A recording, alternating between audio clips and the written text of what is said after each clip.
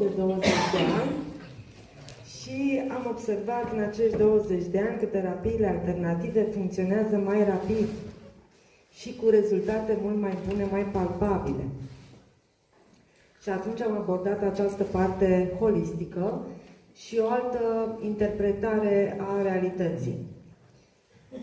O interpretare care să aducă mai multă ușurință și rezolvarea situațiilor din viața noastră, în alte moduri.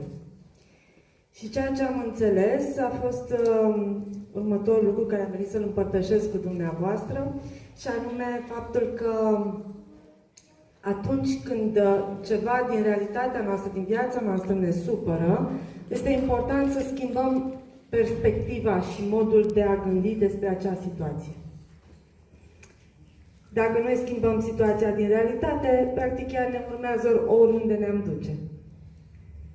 Este important să schimbăm perspectiva în sensul să vedem cum am creat noi, ce limitare din noi a creat acel lucru.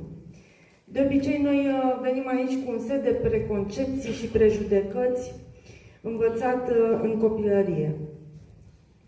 De acasă, din familie, dar și de la școală. Și acest set de prejudecăți și preconcepții ne cam definesc realitatea din multe puncte de vedere, de cele mai multe ori. Și atunci am spus cum să rezolvăm misterul, da? Pentru mine era inițial un mister, deci eu fac bine și se întâmplă rău. Da? Deci ce parte din mine crea acel eveniment neplăcut? Și atunci am spus, este important să știu ce vreau și să mă concentrez la ce doresc, adică nu la ce mă supără, ci la cum doresc să fie. De exemplu, dacă e o situație de sănătate, ce mă supără? Mă supără că sunt bolnavă. Bun.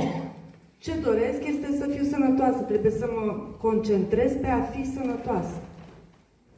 Nu pe faptul că sunt bolnavă, pentru că aceea este așa ca o gaură neagră, doar te afunzi și mai mult.